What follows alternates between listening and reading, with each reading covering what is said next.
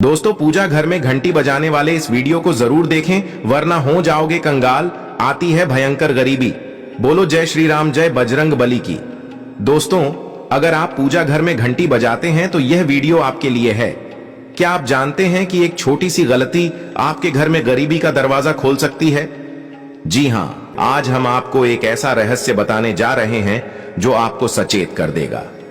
कई लोग अपने पूजा घर में घंटी बजाने का नियम बनाते हैं, लेकिन क्या आपने कभी सोचा है कि यह साधारण सी लगने वाली घंटी आपके जीवन में संकट ला सकती है? दोस्तों, हमारे शास्त्रों में घंटी बजाने को एक पवित्र कार्य माना गया है।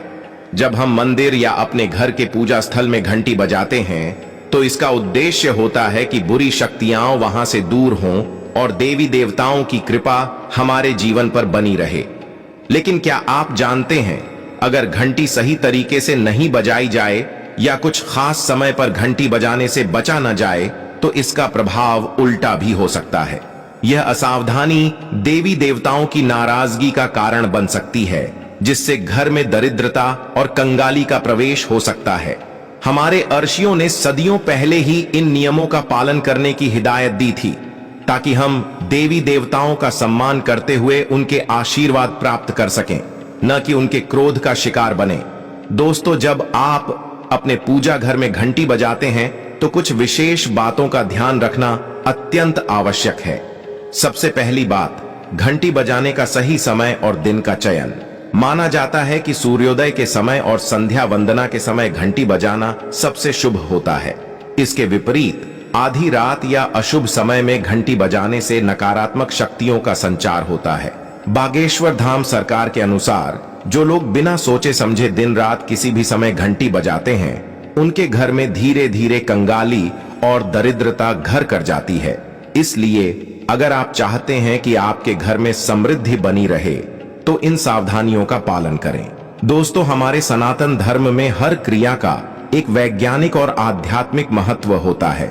जब हम पूजा घर में घंटी बजाते हैं तो उसकी ध्वनि चारों दिशाओं में फैलती है और वातावरण को शुद्ध करती है।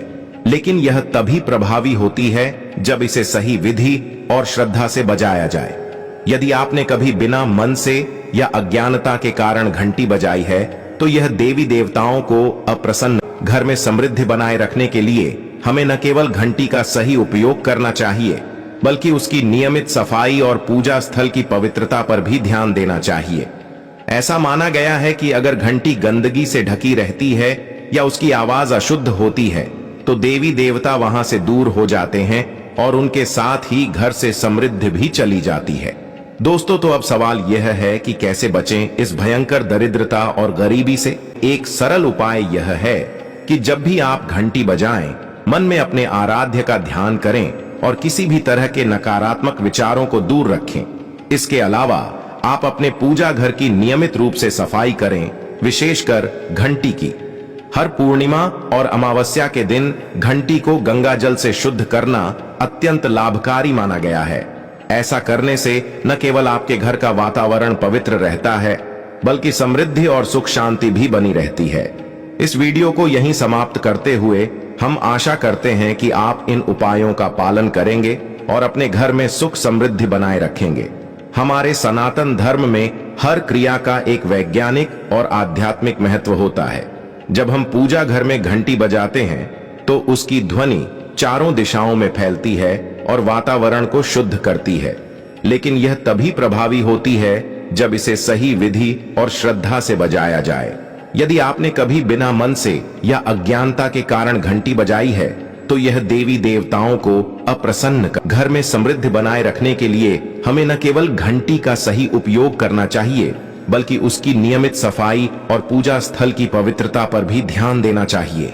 ऐसा माना गया है कि अगर घंटी गंदगी से ढकी रहती है या उसकी आवाज अशुद्ध होती है तो देवी देवता वहां से दूर हो जाते हैं और उनके साथ ही घर से समृद्धि भी चली जाती है।